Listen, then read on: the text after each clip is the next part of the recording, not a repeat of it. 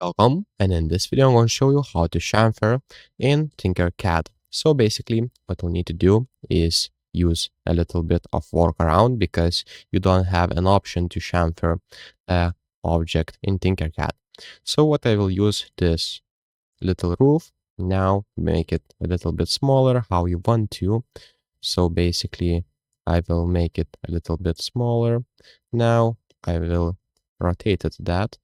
So let's rotate to, let's say, 150. And now what we'll need to do, let's make it not 150, but let's turn that maybe something like this. And now what we'll need to do is make a little bit smaller also. Okay, something like that. Now you can just lay flat. And to use that, just drag with your mouse like this, then select align, and let's go and do these points.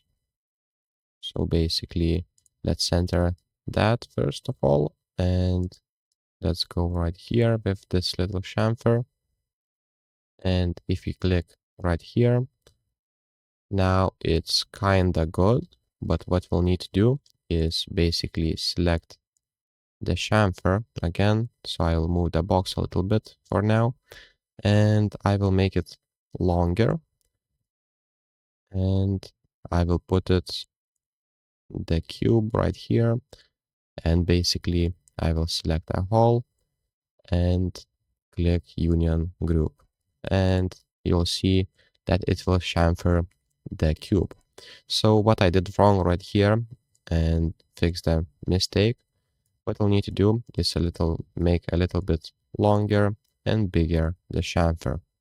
So let me show you how it will look like. All right, so it needs to look like this. And basically now click enter and you'll see the changes.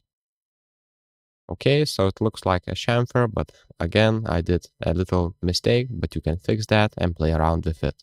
So if this video was helpful, please make sure to subscribe to Guide to Everything, comment down below for the algorithm, and see you in the next one.